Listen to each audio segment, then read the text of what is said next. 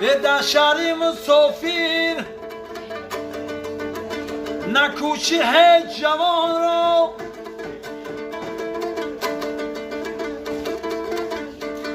آیا کی کند گور کی دوزد کفنی من آیا کی کند گور کی دوزد کفنی منی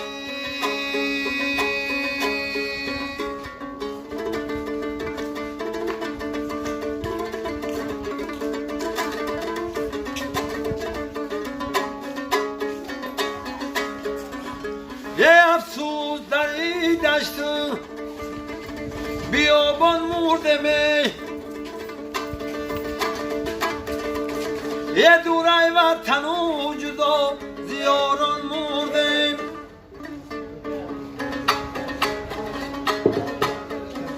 یک پرچه خطی نوشت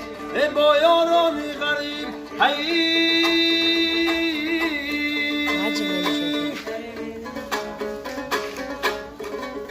یه در خط بی نویش که ما پر ارمان مردیم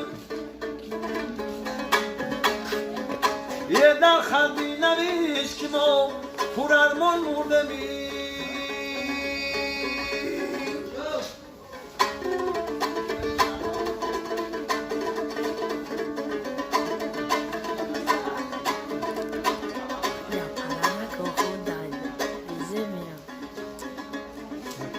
یه فریاد زیام کو تایی آدم میزد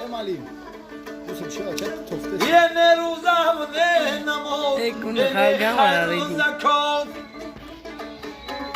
یه روزه که خدا خوادی شما در رساد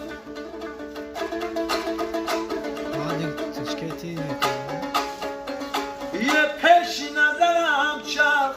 زنن کنی سیراد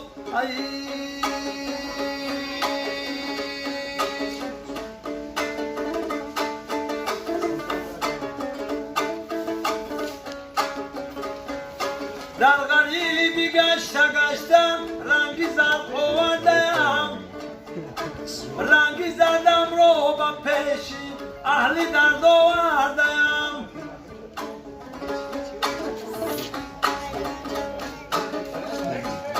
رنگی زردم رو ببینو از خزانم یاد کن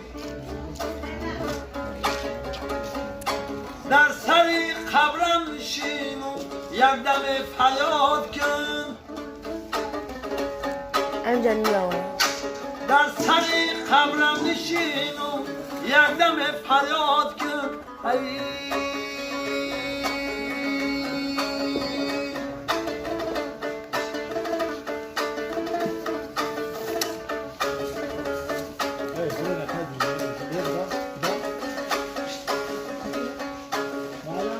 خدا میگو کیه غریب و نکنی بیماری دراز و به طبیب و نکنی اکای صوبی کی اکای نوسی برای که ساده خود نوسی حساب بیماری دراز و به طبیب خودی خودت ای